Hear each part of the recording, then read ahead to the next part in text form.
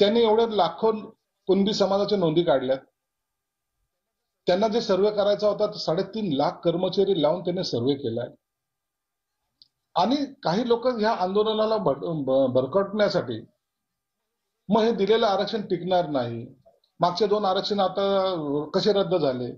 त्या टायमाला सुप्रीम कोर्टाने जे सांगितलं होतं की मराठा समाज हा मागास कसा याचे पुरावे द्या, आणि ते त्यावेळेला ते सरकार देऊ शकलं होतं.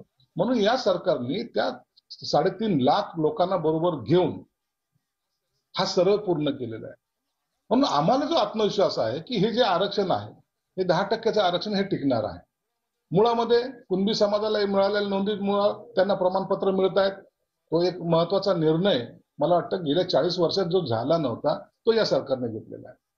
आता 10% आरक्षणाचा नाही टिकणारच नाही. अरे टिकणार नाही, काला शिंदे साहेब बोलले की कसं टिकणार नाही ते तरी सांगाल का नाही. परंतु या लोकांना कसं तरी त्यांना त्यांची माती भडकवायचं काम काही लोक करतात, जाणून बुजून करतात.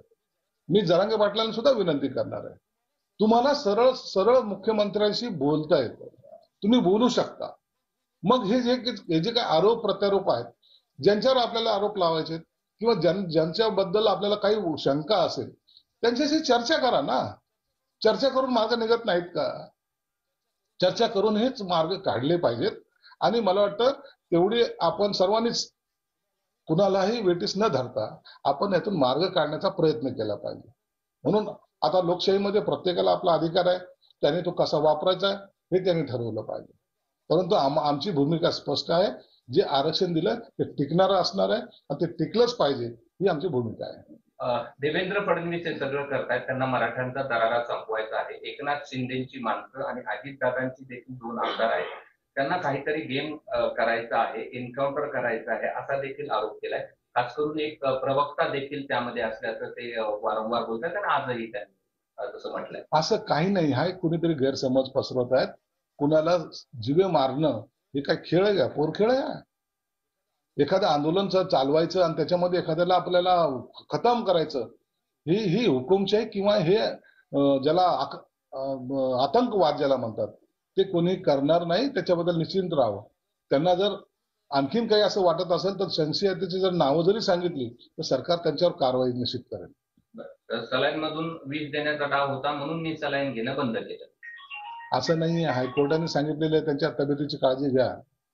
जेव्हा हायकोर्टाने सांगितलं तर ते त्याचे असलेले डॉक्टर हे पूर्णपणे चेक करूनच त्यांना कोणताही ट्रीटमेंट देतात. एखादी साधी गोळी जर द्यायची असली ना तर ती चेक केल्या जाते. चेक केल्याशिवाय त्यांना गोळी सुद्धा देता येत नाही, नाहीतर ती सरकारची सुद्धा जबाबदारी त्याच्यात येते. म्हणून असं कोणी जर गैरसमज पसरवायचा प्रयत्न करत असेल किंवा त्यांना सांगत असेल, कृपया तुम्ही त्यांच्यावर विश्वास ठेवू नका.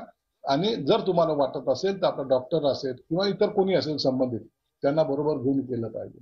तुमच्या जीवाला धोका हो असं सरकारने कधीही पाऊल उचलणार नाही आणि कुणालाही ते करता येणार सुद्धा नाही हे मी ठामपणे सांगू शकतो.